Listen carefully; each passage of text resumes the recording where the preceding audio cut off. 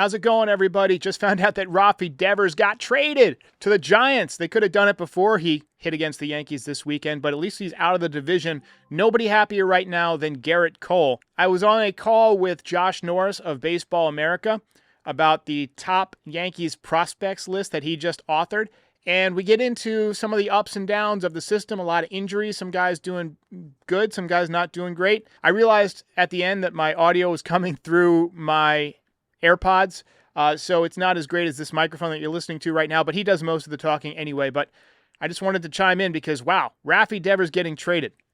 Crazy. Just wanted to talk, that's all. All right. Welcome back, everybody. Welcome back.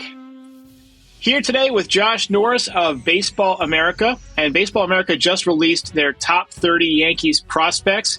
And Josh was the author of the piece about those prospects. So thanks for joining, Josh. Hey, thanks for having me. In terms of the Yankees system, let's just start here. Are they underrated? Are they overrated? Are they kind of middle of the pack? How do you feel about the Yankee system in relation to the rest of Major League Baseball right now? It's not in a great place right now, I don't think.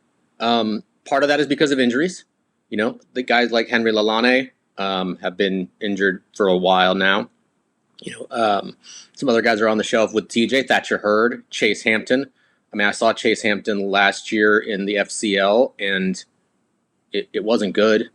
It didn't look anything like the guy that, I'd heard about for 2 years, and that part of that's because he was injured and coming back. And there's been underperformance as well. Guys like Spencer Jones, who we're going to talk about, simply has not performed. You can only talk about upside for so long before you need to start hinting at it. Roderick Arias has not lived up to anything close to what he showed in the Complex League a couple of years ago. So there's some major downside there. But you do have a little bit of stuff at the top, and we're going to talk about a lot of those guys, like Lombard Jr. Maybe not the best start at AA, but the gap between the levels right now is bigger than ever because of the way the last couple, the couple minor league levels were cut a couple years ago.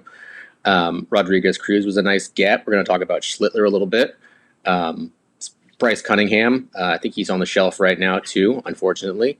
But he jumped into my number 2 spot on the list behind Lombard. And part of the reason the system is a little down is because a guy like Jason Dominguez and Will Warren don't count anymore. So You take hits right there. So they made a pretty conscious effort last year in the draft to get a lot of college pitching. And I should have mentioned Thatcher Hurd, too. I don't know if I did, on the shelf already. To get college pitching, big physical guys, where most of them were clustered at Hudson Valley, who can be, near-term big leaguers. Maybe not this year, but in the coming years to kind of buttress their pitching staff. And that was pretty apparent by the way they drafted last year. Yeah, we've seen them do that before when the pitching gets kind of thin in the minor leagues. You go back to 2006, they drafted Ian Kennedy, Jabba Chamberlain to go along with Phil Hughes, who was already coming up. And they kind of anticipated that all those guys would arrive at the same time, and they kind of did, but really none of them worked out to the degree that the Yankees hoped they would. I guess the best they got out of it was a couple of decent years out of Phil Hughes. He contributed in the bullpen. Jabba contributed in the bullpen a little bit. And then Ian Kennedy was part of the deal that got them Curtis Granderson, who had a couple of 40 home run seasons. Yeah. So let's begin with Ian Kennedy had a heck of a big league career. Oh, yeah, and he won 20 games with the Diamondbacks, I believe. Yeah, so let's begin with Carlos Lagrange. I've been calling him Lagrange, but I recently learned that's not how you pronounce it. So the record, I think, doesn't do justice to the kind of stuff that we've seen from him. He's 5-3 with a 4.70 ERA for those of you who are listening. But he does have elite stuff, 51 2/3 innings, 72 strikeouts. He's a big guy, 6'7", 195 pounds. What can Yankees fans expect from Carlos Lagrange, and what is basically your scouting report on him thus far? Well, I saw him personally a couple of weeks ago, maybe a month ago at this point, and I guess I would say to Yankees fans, you better hope I don't ever watch him again, because when I say he turned in the worst outing of his career, I mean it literally. The most earned runs he's ever given up as a pro. I think 3 of the hits he gave up were to a guy who had 6 hits coming in. But you could see the stuff. I think it was 8 or 9 consecutive fastballs were 100 to 101 miles an hour, and you could see flashes of the slider. right now, the comp that I've been hearing on him since, for 2 years now is Dellin Betances. And I don't know if y'all know my background. Before I came to Baseball America, I covered the Trenton Thunder for 6 years. Right after. I think, as a matter of fact, I think my first day there, this is before I even got the beat, I kind of went as a fan. I was sitting right next to Jabba Chamberlain and Phil Hughes. And Brian Cashman's in the stands, and Omar Manaya's in the stands. But in any case, so I saw Dellin Betances when he was coming up. I lived through Dellin Betances. This guy screams Dellin Betances. And I understand that's not that's a pretty good outcome. It's not the outcome you necessarily you're hoping to hear, but it's a dominant reliever. It's a guy who can close games for you and do it with a flair. The big thing he needs to work on right now, he's done a great job getting the strike percentage up. He needs to show that he can get his off speeds in the zone instead of just relying on chase swings at this point. Because if he can't do that, more savvy hitters will eliminate and say, okay, if I see spin out of the hand, it's going to be in the dirt. Or they can just center on the fastball and tee off on it. So that's kind of my report on him. I don't know what to call it, a scouting report, but it's a report on him. A lot of potential, and he too dealt with injuries last year. The back injuries last year was kind of impressive in the fall league, and then he's been impressive in spurts this year. But he's got as much upside as anybody in the system right now. I've seen a few of our members of the audience call for him to be kind of on that Jabba Chamberlain expressway to the big leagues as a reliever. Do you think that's something that's realistic, or is the breaking stuff command just not there yet? I don't know if I'd put anybody on that, considering how it turned out for Jabba Chamberlain. I would let them, just let him tell you when he's ready. And I trust the Yankees brass to move him when he's ready. I mean, the guy hasn't thrown a pitch at Double-A yet. If you tell me he's at the, they're at the end of the year, maybe, but it's not near ready just yet. Right. Let's talk about Elmer Rodriguez-Cruz. So the Yankees picked him up from Boston for Carlos Narvaez, who just finished destroying the Yankees this weekend. So that always makes me feel good. But Cruz looks like he could be a real piece. I mean, his numbers are good so far. The stuff is good. More than a strikeout per inning, 74 strikeouts in 60 innings. He's got a good frame, 6'3", kind of lean, 160, 21 years old. The whip is hanging in there at 1.03, so barely above a base runner an inning. What can fans expect from Elmer Rodriguez-Cruz? Is he a potential bullpen piece? Is he a starter? Is he one of these guys who is starting for now but might get moved to the pen because of the stuff? Do you have any thoughts on him? I did see him too. I saw him in spring training, the last day of spring training.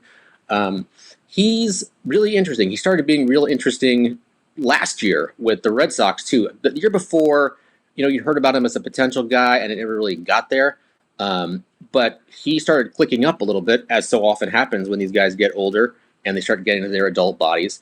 You can expect a guy with a really deep arsenal. He's got, I think, 6 pitches, depending on where he is at with the sinker right now. It's a 4-seam sweeper, gyro slider, splitter, and I want to say there's an occasional curveball in there too. He's got a lot of options to give hitters from both the right and the left side fits. Now it's about command, and that's different than control, obviously. If he can start throwing all those things for strikes and quality strikes, you've got something there. I think he's probably, if he's going to be a bullpen guy, you're going to eliminate some of that stuff. You're not going to have a 6-pitch reliever, but if he can improve his command as he moves up the levels, you probably have the makings of a back-end starter, like maybe a 4 starter. It's a pretty good piece for Carlos Narvaez. And, Carlos Narvaez, to his credit, nobody saw this coming, except maybe people at the Red Sox. And good for them. Yeah. Good player ID, good scouting. And you've got a guy who's maybe a potential all-star. We'll see how that goes. But, he wasn't, where was he going to play on the Yankees? Are you going to displace Austin Wells? I don't know. But they hooked up on that trade, and it's a pretty decent piece. Yeah. I'm sure some Yankees fans right now, after losing this weekend, would say, yeah, we'll displace whoever we got to displace, to get the best players in there. But and then that comes into the question of, would he be this with this org, or would he? Exactly. Who knows? Yeah. Exactly. Yeah, I mean, Boston, he does seem to have a swing that's built for Boston. He did well with the wall there this weekend. Let's talk about Bryce Cunningham. This is a guy who's been on our radar. He was drafted the second Yankees pick last year behind Ben Hess. He's outperformed Ben Hess so far this year. He's had some comparisons to Lance Lynn, 6'5", 230 pounds, big guy, 46 and two-thirds innings, 47 strikeouts, 5-1 with a 1.93 ERA so far this year. What are your thoughts on Bryce Cunningham and what he has done in his pro debut? Well, I was going to see him, but he went on the IL that day, so I missed my chance at him. But What's wrong with him? I missed that. We had heard it was shoulder related issues. I don't know what this next one is, but you never like to hear that word. Yeah. Especially considering, again, I mentioned at the top how racked this system is with injuries right now. And they're not alone. There's a lot of organizations that are like that. In any case, he moved up to the number 2 spot in this org because the reviews from scouts are pretty strong. You're talking about a potential number 3 starter with, a really, really good fastball and a wipeout breaking ball. And then, you've got 2 other pitches in there, a curveball and a changeup, but needs to be healthy. And that's really the long and short of it. Like he was injured. He was on the IL for like a 2-start stretch. Then he came back and then he went back on. So I'll be curious to see where that goes. The Yankees are pretty good about, keeping injuries under wraps sometimes. So we'll see where that goes. I'll keep digging to see what I can get the next time we update these things, which will be sometime in July. I don't have a firm date yet. But as far as upside, I think he's probably up there in terms of the Yankees pitching prospects. Like, we'll see what happens with Henry Lalane when he comes back. If he's healthy and can get the 8 to 9 miles an hour back he lost with that shoulder injury, he's got the most upside, but Cunningham's right there with him. And for all the fans out there who might be listening and might not know, well, why is a shoulder different than an elbow? We pretty much got the elbow figured out, right? You have elbow problems, they can fix that, but shoulders can be a lot more cranky, a lot more difficult to come back from. We've seen Major League Baseball history littered with guys who had incredible stuff but had shoulder problems. Let's talk about Cam Schlittler. This is a guy we saw in spring training get a lot of reps with the Yankees. To me, he seemed very polished. I was actually advocating for him to maybe break camp with the team. He actually started with Double-A. 2.27 ERA so far. He recently got promoted to Triple-A. He's got a big league heater, 63 and a third innings, 79 strikeouts. Another big guy, 6'6", 225 pounds, 24 years old. I believe he went to Northwestern, so he's a smart guy. And a 1.18 whip. What are your thoughts on Cam Schlittler and his possible track to the big leagues here? It seems like he's one pulled hammy away. It might be that time. If you're looking for a new car, there's one place to go that is going to take care of you, and it's Car Gurus. Yeah, looking for a car should be fun, not exhausting. Everywhere else, it's exhausting. You're dodging people. You're trying to just, can I look at this car? Car Gurus, you type in your search, you find the color that you want, it narrows it down for you, and all of a sudden you're like, this has been an exciting experience, and you got a great deal. With over 4 million listings, Car Gurus has more car listings than any other major online automotive marketplace in the US, so you can find the best deal. It's no wonder SimilarWeb estimated traffic data shows Car Gurus is the #1 most visited car shopping site. Buy or sell your next car today with Car Gurus at cargurus.com. Go to cargurus.com to make sure your big deal is the best deal. That's cargurus.com. Cargurus.com. I think he's going to make the big leagues this year, whether that's with the Yankees or another club, depending on what they decide to do with the deadline. He has to go on a 40-man roster after the season, so he would be a guy that if you're looking to move somebody, if you pay attention, they tend to move guys that would have to go on their 40 after the season. So, and I'm sure they're going to be in the market for reinforcements here over the next 45 days at this point. But I expect him to be a big leaguer in some form or fashion soon. I think he's their most safe pitching prospect at this point.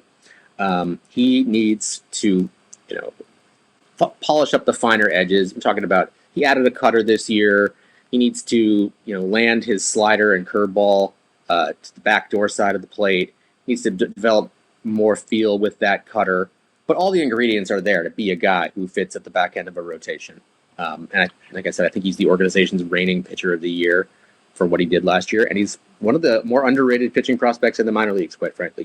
I've got him somewhere in their top 5, I think. Does he have a major league comp that you look at 6'6" with a big fastball. I mean, that feels like a better than back end of the rotation guy to me. I mean, I know I just did that with Carlos Lagrange, but I don't really feel comfortable doing comps. But you will look at guys like Schlittler. Look at again the guys they drafted last year. They're all big and physical. That is the Yankees type. They love big dudes, and I understand why. Because you think big dudes can handle big workloads. And so far, Cam Schlittler's been pretty healthy. Knock on wood. Yeah. Well, speaking of another big guy, this is one that's been on our radar for a few years. This is Spencer Jones. He was a top pick a few years back, hitting .241 with 12 home runs. The power's been okay this year. He's got a .905 OPS.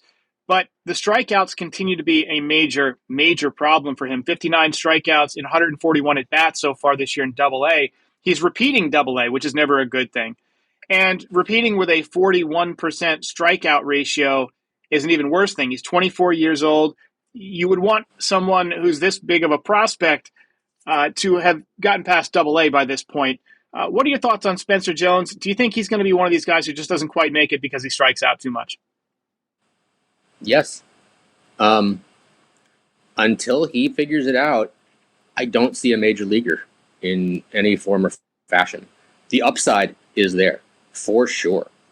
But I think the strikeout number is a little lower than what you quoted, but maybe, I checked right before our interview, but either way, it's above 30%, which is the tragic number for me. It's just, he when he hits the ball, it tends to go very far. He just needs to hit it more often. And as you've seen, this year he's tinkered with his batting stance in all sorts of ways. He had the circumstance last year where his outside hitting coach died in a car accident, and that kind of had an effect on him. But the proof is in the pudding. I wrote the story about this last year. He is the only minor leaguer in the history of the New York Yankees to strike out 200 times in a season. And that's stunning. And to do it in like 118-something games is even more stunning. It really should have told. I'm a big believer in a team will tell you what it thinks of a player by the way it treats said player. And the fact that they sent him back to Double-A was a big red flag. I didn't think that was going to happen.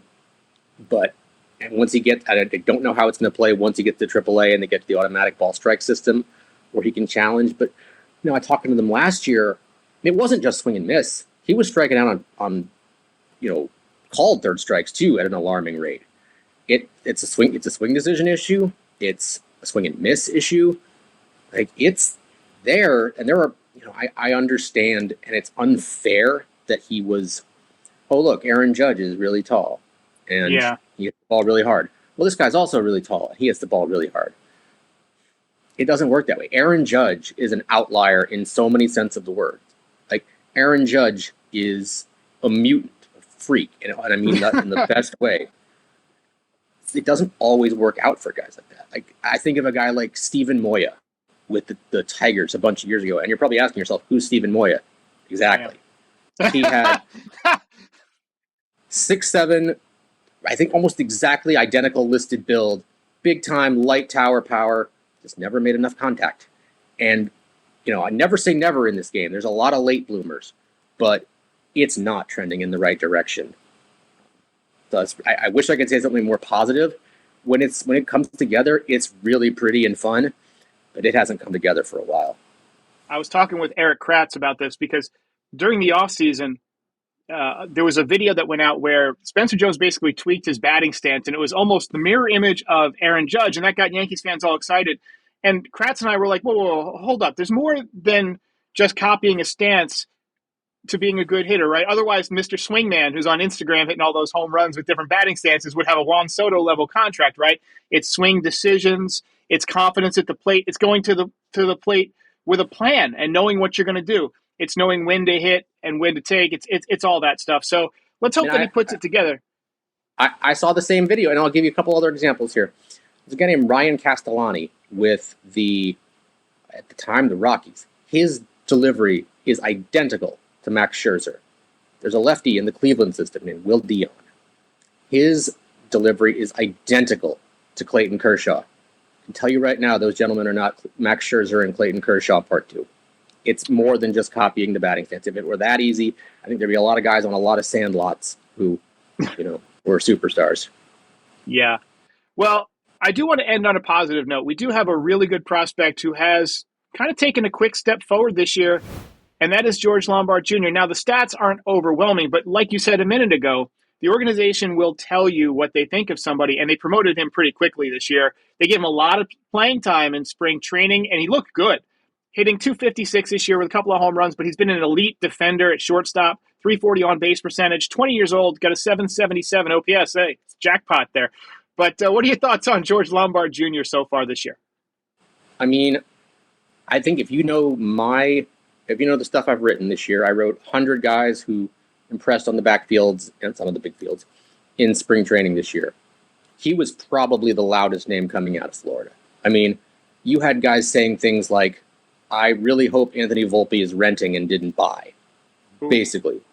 And they threw some comps out to some legendary Yankees shortstops of the past, and I'm not going to say his name, but you guys can figure it out, that you don't hear very often. And I understand it's hard to kind of marry the idea of that kind of hype with what he's doing in AA right now, but I'll say what I said again. The gaps between the levels are so big right now. You just have to be patient. It is AA pitchers always were worlds better than high A pitchers. It's even more so now. So just be patient. This guy is as polished as they come. He has a chance to be a shortstop for a long time in the big leagues. He's got, he makes me feel super old because I remember sending a rookie card of his dad to get autographed. But he's got that big league pedigree. He's got everything you like. And these are, old school scouts tend to like guys who play the game a certain way. And he does it. He's fundamentally sound. He can hit. He's taken a step forward with power this year. I mean, you saw what he did in Hudson Valley. It's a really impressive young man who I think has a path toward a really high ceiling and a very long big league career. Like, this is as easy a choice for number one in a system as I have among my 5 systems. Well, I mean, the Yankee shortstop we're comparing him to, I'll just go ahead and spoiler alert, it's not Spike Owen. But he is definitely a promising prospect. I love his swing. I was talking with Jeff Ponce last time that we did a Baseball America preview, and we were talking about the scissor kick that he does with his swing, kind of very reminiscent of Mike Trout when he kind of explodes through the zone. The way he kind of puts that back foot, he kind of does that shift, a little shimmy. And I love that. And he showed real power this spring, and the defense and everything you hear about him as a kid off the field, all very promising. Josh, thanks so much for joining. Everybody check out the Baseball America Top 30 Prospects. You can use the code FOUL to get a discount. I believe it's 10% off. And Josh, keep up the good work. We'll look forward to your next article. And please, don't go to any more Carlos Lagrange starts. We want to keep that ERA going down and get him on the fast track to the big leagues. I'll counter and I'll say, you should probably pay me to follow around Everson Pereira because I believe he has 10 home runs in my presence. Wow. Yeah. Good luck, Charm. Don't tell him that. He'll get you season tickets there. All right, Josh, I appreciate it. Thanks so much, everybody. Like, subscribe, all that good stuff, and we'll see you next time. Hey, while I've got you here, be sure to like the video and subscribe to the channel. Pinstripe Territory is the official Yankees podcast of the Foul Territory Network. We are home to the #1 most watched MLB postgame show on YouTube since 2021. We're here after every Yankees game and for reactions to all the best news and rumors during the offseason. Be a part of the show by calling into the voicemail 718-899-1068. Try to keep it clean for me. And if you ever miss us on YouTube, be sure and subscribe on all your favorite podcast platforms. Go ahead and rate us 5 stars. It'll help other people find the show. Thanks for watching. See ya.